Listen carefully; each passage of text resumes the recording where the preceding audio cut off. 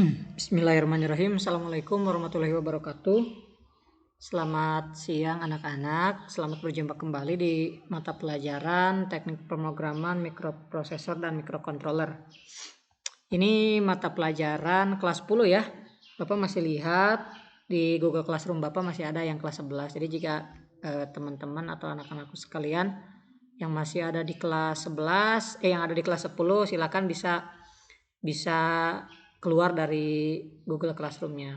Walaupun sudah Bapak seleksi juga sih, sudah Bapak keluarkan ya. Jadi supaya tidak memenuhi Google Classroom kalian juga. Oke, baik anak-anakku sekalian. Dapat diperhatikan di layarnya masing-masing bahwa sekarang adalah pertemuan keempat. Kemarin pertemuan ketiga Bapak telah memberikan video juga ya, video pembelajaran yaitu pengenalan bahasa pemrograman. Video yang minggu kemarin adalah pembahasan daripada materi yang secara tertulis atau PDF dari minggu sebelumnya, yaitu menjelaskan tentang bahasa pemrograman. Nah, untuk menilai atau untuk mengukur bagaimana pemahaman kalian semua, maka Bapak memberikan sebuah tugas. Oke, ada 5 pertanyaan yang Bapak kasihkan. Kita bahas sekarang jawabannya ya. Ini 20 orang diserahkan. Yang diberikan itu baru 17 ya. Jadi kenapa belum semuanya? Karena Bapak juga belum menilai semuanya. Nanti kalau Bapak sudah nilai, nanti di Google Classroom-nya kalian bisa cek. Untuk sementara, untuk sekarang masih belum Bapak nilai. Di samping itu, sebelum kalian tahu nilainya berapa, Bapak mau kita bahas satu-satu. Kan ada 5 pertanyaan, kita bahas ya. Pertanyaan-pertanyaannya dan jawabannya apa. Ada 5 pertanyaan ya. Oke, ini belum Bapak kasih nilai nih. Yang pertama,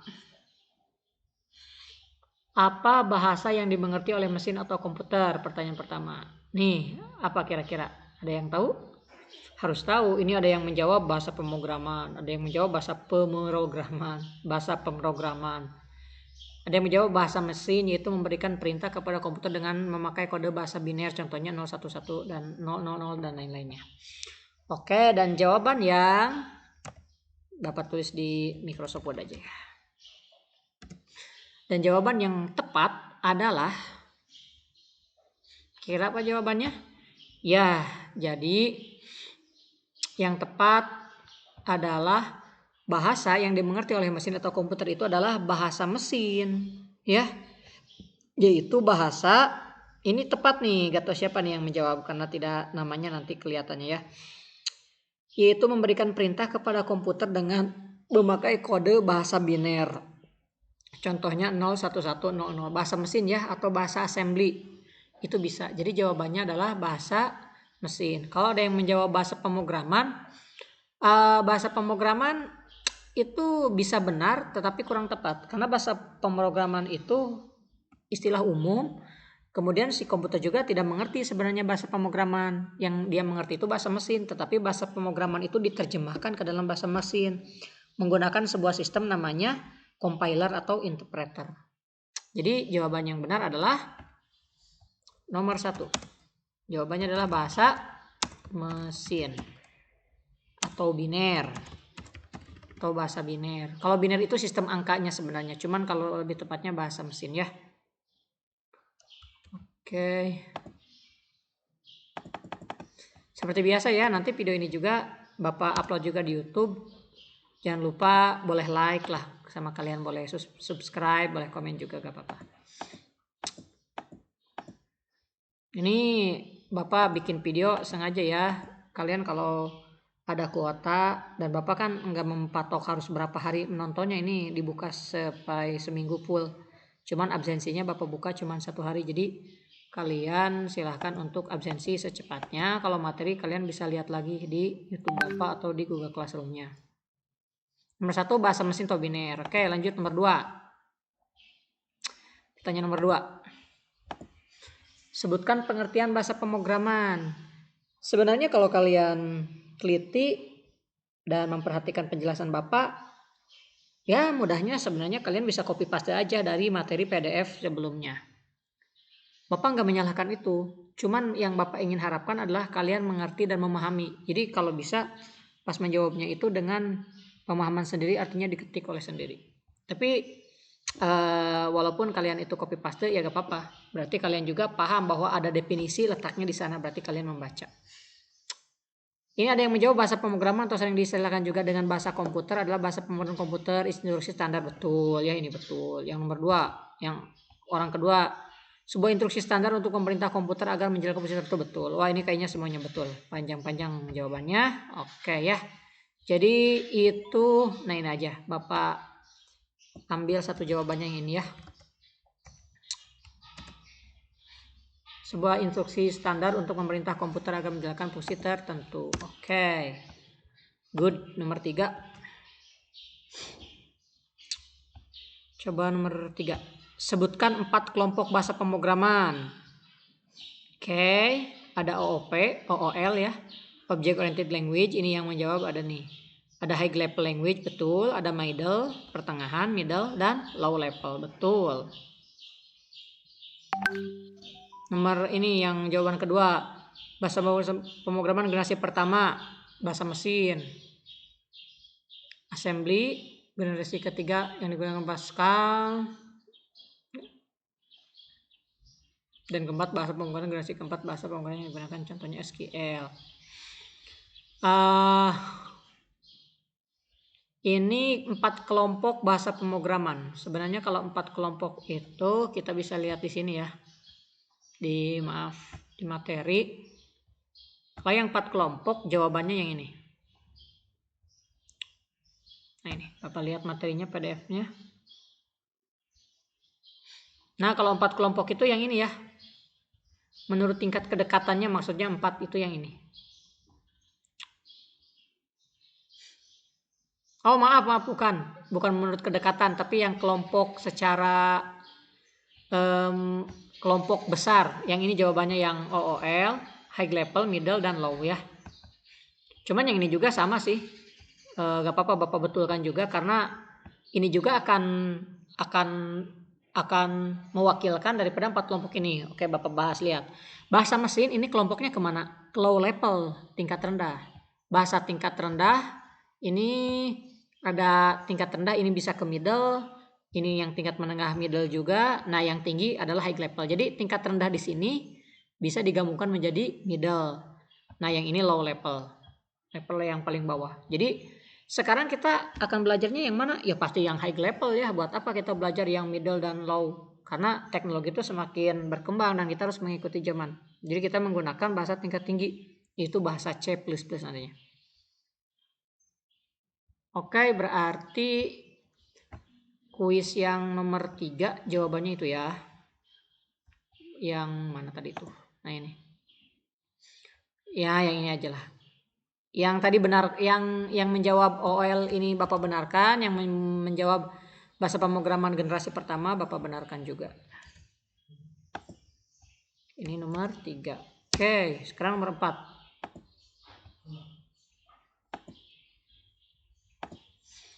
Sebutkan contoh bahasa pemrograman tingkat tinggi. C++, PHP, Basic, DLP, betul. C++, Java, Basic, PHP, wah ini pasti betul-betul. Rata-rata betul. Bapak ambil aja satu ini. Misal Java, bahasa C, PHP, Visual Basic, Python, C++. Sekarang bahasa pemrograman terbaru buatan Google, Golang ya, Golang. Terus ada lagi banyak. Ada JavaScript, Node.js, dan lain-lain. Ini betul kan? Terakhir, pertanyaan nomor 5. Bahasa apa yang kita pelajari? Bahasa apa yang akan kita pelajari pada pembelajaran elektronika ke depannya? Nah, maksud Bapak, kalau kalian melihat atau menyaksikan video pembelajaran sebelumnya pasti akan paham.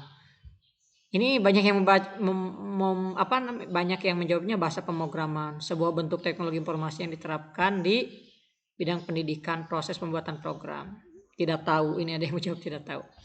Sebenarnya bahasa apa yang akan kita pelajari pada pembelajaran elektronika ke depannya? Kita akan belajar bahasa C++, jawabannya itu. Nah, kenapa C++? Karena C++ ini adalah bahasa yang digunakan di microcontroller ya. atau mikroprosesor. Jadi mikroprosesor itu hanya satu prosesor, kalau mikrocontroller itu di dalamnya sudah digabungkan dengan beberapa modul, misal power supply, memori, dengan kondensor, dengan apa namanya,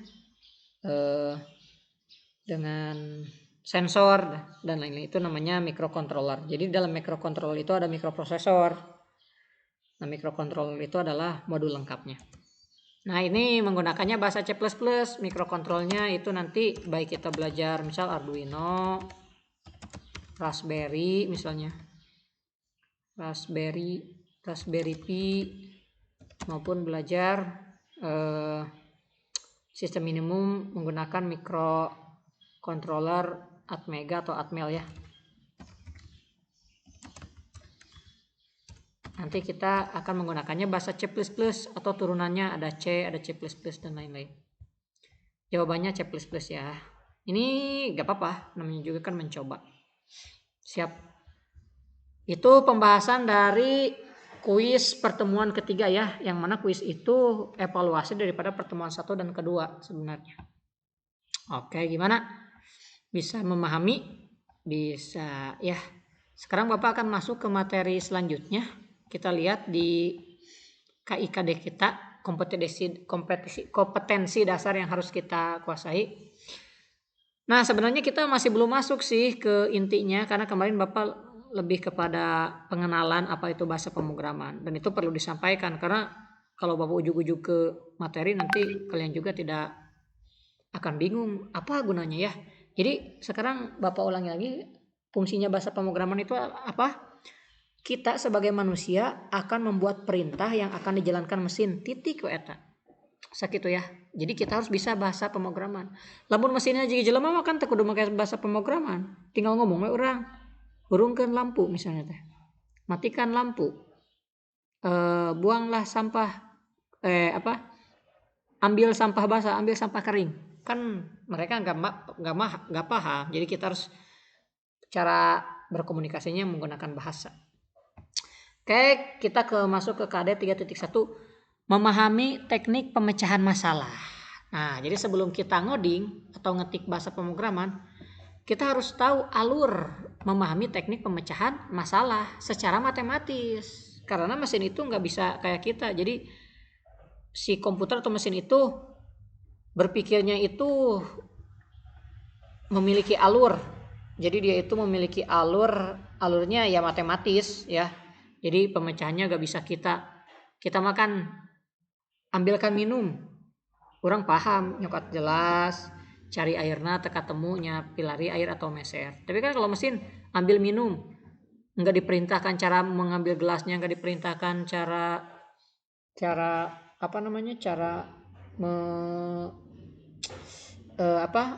mengambil airnya, akan bingung. Nah, itu memahami teknik pemecahan masalah ini dalam bahasa pemrograman namanya algoritma. Oke, jadi kita masuk materi yang selanjutnya, namanya adalah algoritma. Nih, langsung aja kita belajar dari internet ya. Internet itu untuk belajar. Oke, algoritma. Apa pengertiannya? Nah, perhatikan. Dalam matematika dan ilmu komputer, algoritma adalah, jadi Bapak ingin pahami pengertian itu bukan dihafal tapi dipahami. Jadi algoritma itu adalah prosedur langkah-langkah untuk perhitungan atau untuk menjalankan suatu perintah. Ya. Jadi algoritma adalah prosedur langkah demi langkah untuk perhitungan. Oke. Itu secara sederhananya. Nah, ini kalau pengertian secara apa? Pengertian secara istilahnya ya, lebih kepada ilmu komputernya, kan tadi bahasanya umum karena algoritma itu kan ditemukan di ilmu matematika, nanti Bapak sebutkan sejarahnya.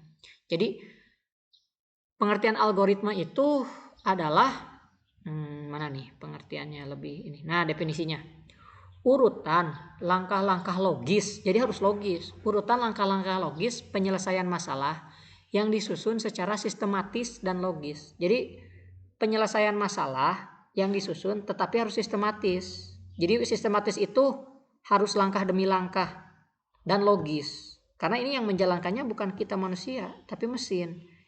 Jadi si mesin harus tahu algoritmanya dan kita kan yang memerintahkannya. Dan algoritma ini adalah jantung. Apa pengertian jantung? Jantung itu inti daripada bergeraknya manusia kan ya, atau nyawanya manusia. Nah, di dalam ilmu komputer atau informatika juga atau elektronika, algoritma ini sekarang menjadi jantungnya. Karena sekarang elektronika itu bukan hanya tentang hardware, tetapi kita beralih juga kepada software dan hardware. Jadi bergabungnya dua ilmu itu. Karena dulu elektronika kan ketika tahun 70-an itu sinyalnya sinyal analog semua. Jadi tabung vakum gitu, resistor, tabung vakum dan lain-lain. Kalau sekarang sudah ketika ditemukannya transistor, dari transistor langsung disambung-sambung menjadi gerbang logika, dari gerbang logika menjadi IC. Nah, dari situlah kita mengolah sinyal digital, dan sinyal digital itu bisa diperintahnya menggunakan bahasa pemrograman supaya lebih mudah. Jadi kita harus belajar algoritma. Oke, sejarahnya ya. Ini bagus nih buat motivasi. Jadi algoritma ini terdiri sendiri mempunyai sejarah yang cukup unik. Jadi nah, asal kata algoritma itu muncul dari algoritmi, bentuk Latin dari Al-Khawarizmi. Jadi Al-Khawarizmi itu adalah seorang matematikawan, ahli astronomi dan ahli geografi dari Persia. Ini orang Islam ya, ilmuwan orang Islam, namanya Abu Musa Muhammad ibnu Al-Khawarizmi, atau nama lengkapnya Abu Ja'far Muhammad ibnu Musa Al-Khawarizmi.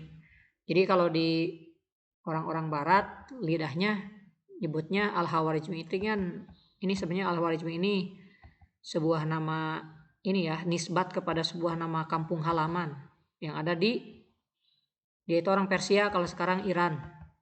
Orang Persia ini Al-Khawarizmi. Jadi orang-orang barat menyebutnya algoritmi, sehingga ilmu yang ditemukan oleh Al-Khawarizmi itu ya disebutnya algoritma. Nah, dia itu seorang matematikawan, ahli matematika, ahli astronomi dan ahli geografi ya. Nah, kemudian Al-Khawarizmi dibaca juga oleh orang barat adalah algoritm. Jadi kalau bahasa Inggrisnya kan algoritm ya, algoritma itu. Al-Khawarizmi itu menulis buku yang berjudul Kitab Al-Jabar wal Muqabalah. Ini nama kitab tentang matematika, yang artinya buku pemugaran dan pengurangan ya, pembagian dan pengurangan maksudnya. The Book of Restoration and Reduction. Dari buku tersebut kita juga memperoleh akar kata aljabar. Nah, algebra kalau bahasa baratnya. Jadi di sini teman-teman kan pernah belajar aljabar ya. Di SMP juga aljabar, ada variabel, ada aljabar 1 variabel, 2 variabel. Contohnya 2x tambah 5y sama dengan 10, 4x tambah 4y sama dengan 12. Nah, itu kan aljabar. Itu dari mana? Nah, ini dari Al-Khawarizmi. Kalau bahasa itunya algebra ya, bahasa Inggrisnya. Perubahan kata dari algoritm menjadi algoritm muncul karena kata algoritm sering dikelirukan dengan aritmatika ya, sehingga akhiran SM berubah menjadi TM. Karena perhitungan dengan angka Arab sudah menjadi hal yang biasa, maka lambat laun kata algoritm berangsur-angsur dipakai sebagai metode perhitungan atau komputasi secara umum, sehingga kehilangan makna kata aslinya. Dalam bahasa Indonesia kata algoritm diseret menjadi algoritma. Jadi penemu algoritma itu yaitu Abu Ja'far Abu Muhammad ibnu Musa Al-Khawarizmi, atau bahasa pendeknya Muhammad Al-Khawarizmi ya.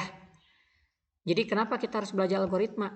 Karena dalam pemrograman komputer itu akan menerima instruksi kita itu harus sistematis, langkah demi langkah dan logis. Oke, itu pengertiannya. Sekarang contoh sederhana algoritma. Perhatikan di layarnya. Divisi, oke. Implementasi nih. Oh, ini kepanjangan nih.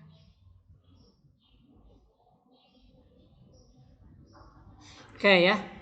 Contoh algoritma secara sederhananya. Ini Bapak bikin contoh nih. Contoh algoritma sederhana. Jadi algoritma itu Jangan dihafal pengertiannya tapi dipahami. Algoritma itu adalah urutan langkah demi langkah untuk melakukan sebuah pekerjaan secara sistematis dan logis gitu ya. Definisinya seperti itu. Jadi urutan langkah-langkah logis penyelesaian masalah yang disusun secara sistematis dan logis. Contohnya nih, algoritma nih. Misal, nah nanti algoritma ini akan diimplementasikan ke dalam flowchart ya, atau diagram alir. Nanti dari flowchart langsung diterjemahkan ke dalam pseudocode atau coding bobodohan lah bahasanya. Dari pseudocode baru kita implementasikan ke bahasa pemrograman. Jadi supaya kita tidak ujuk-ujuk coding nantinya akan bingung. Nah, jadi misalnya begini. Algoritma. Misalnya Bapak ingin membuat atau ingin mengirim surat. Nah, jika seorang ingin mengirim surat kepada kenalannya di tempat lain, langkah yang harus dilakukan adalah 1. Menyiapkan peralatan tulis. Nah, ini adalah algoritma. Langkah-langkahnya logis. Yang kedua, menulis surat. Ketiga, surat dimasukkan ke dalam amplop. 4, pada bagian amplop ditulis alamat pengiriman dan penerima. 5, pergi ke tempat jasa pengiriman seperti Tiki, JNE Pos dan lainnya. Ini baru dikirimkan. Jadi ada 5 langkah untuk mengirimkan surat ke kenalan kita. Apa yang dimaksud dengan langkah-langkah yang sistematis? Jadi lihat, ini gak bisa. Yang pertama kita simpan menulis surat dulu, kemudian yang kedua menyiapkan peralatan tulis. Dibalik atau kalau kita menulis surat terlebih dahulu tetapi peralatan tulisnya tidak ada, tidak akan tertulis suratnya. Atau kita ujug-ujug pergi ke JNE atau ke pos, PT Pos, baru kita menulis surat.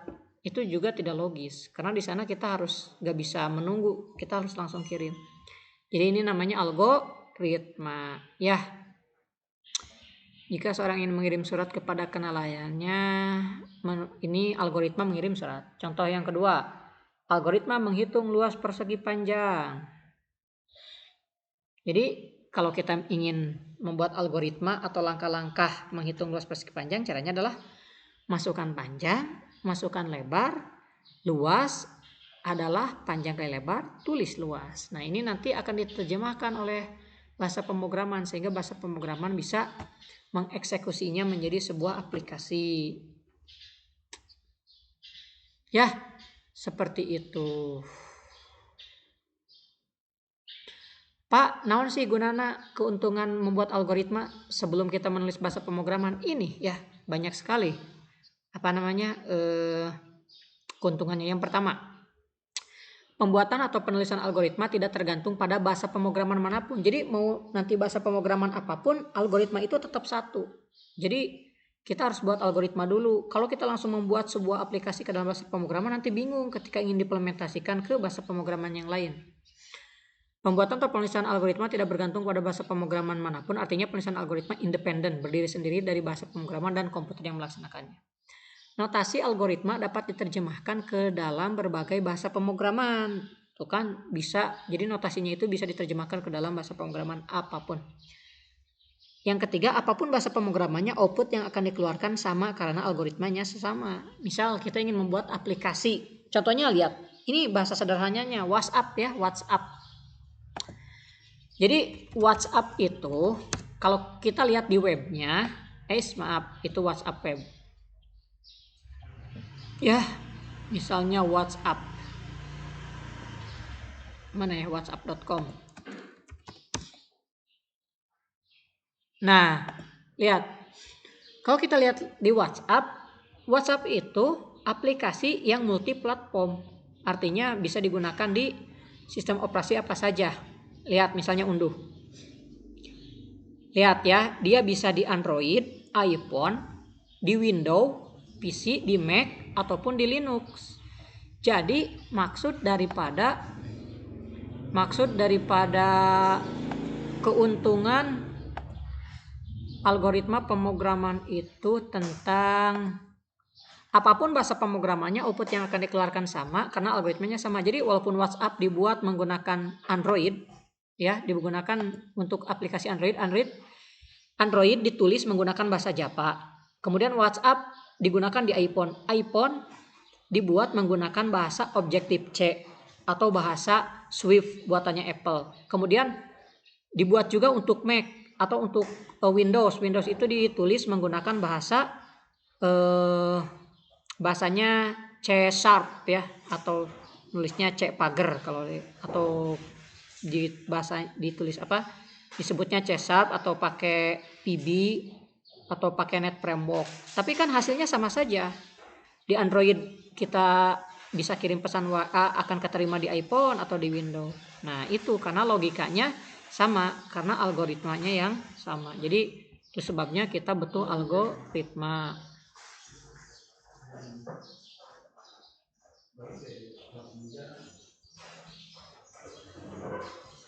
Oke. Baik, materi terakhir, beberapa hal yang perlu diperhatikan dalam membuat algoritma. A. Yang pertama, teks algoritma berisi deskripsi langkah-langkah penyelesaian masalah. Deskripsi tersebut dapat ditulis dalam notasi apapun asalkan mudah dimengerti dan dipahami oleh manusia ya. Tidak ada notasi baku, jadi tidak ada notasi itu kata-kata baku gitu ya, atau sintak baku dalam penulisan algoritma. Seperti notasi bahasa pemrograman tidak ada. Jadi bebas mau menggunakan bahasa apapun. Notasi yang digunakan dalam menulis algoritma disebut notasi algoritmik. C. Setiap orang dapat membuat aturan penulisan dan notasi algoritmik sendiri. Hal ini dikarenakan teks algoritmik tidak sama dengan teks bahasa pemrograman atau teks program. Ya, bebas. Yang D. Notasi algoritmik bukan notasi bahasa pemrograman karena itu pseudocode dalam notasi algoritmik tidak dapat dijalankan oleh komputer. Jadi kita nanti membuat pseudocode, kode bobodohan, agar dapat dijalankan oleh komputer. Pseudocode dalam notasi algoritmik harus ditranslasikan atau diterjemahkan ke dalam notasi bahasa pemrograman yang dipilih. E. Algoritma sebenarnya digunakan untuk membantu kita dalam mengkonversikan suatu permasalahan ke dalam bahasa pemrograman. Jadi algoritma itu adalah gerbang daripada urutan langkah-langkah yang dibuat manusia ke dalam sebuah bahasa pemrograman. F. Algoritma merupakan hasil pemikiran konseptual. Jadi algoritma itu konsep. Supaya dapat dilaksanakan oleh komputer, algoritma harus ditranslasikan atau diterjemahkan ke dalam notasi bahasa pemrograman. Oke, begitu ya. Demikian video yang dapat Bapak buat untuk materi keempat kita, yaitu algoritma pemrograman. Ini sesuai dengan KD kita, yaitu memahami teknik pemecahan masalah matematis. Nanti kita akan membuat urutan pemecahan masalah dengan menggunakan diagram alir atau flowchart-nya. Flowchart itu dibuatnya dari algoritma dulu, baru ke flowchart. Minggu depan kita akan membuat flowchart ya. Terima kasih atas perhatiannya. Kalau ada yang tidak mengerti silakan tanyakan di grup atau di Google Classroom. Bapak akan selalu membalasnya sampai minggu depan. Kemudian kalau ada yang tidak mengerti, ulang-ulang lagi videonya karena Bapak juga selain di Google Classroom di YouTube juga diupload ya. Oke, nanti untuk kuis evaluasi minggu kemarinnya akan Bapak nilai, akan Bapak serahkan di Google Classroom-nya, kalian bisa cek nilainya. Terima kasih atas perhatiannya. Bapak tutup. Subhanakallahumma wa bihamdika asyhadu an la ilaha illa anta astaghfiruka wa atubu ilaik. Wassalamualaikum warahmatullahi wabarakatuh.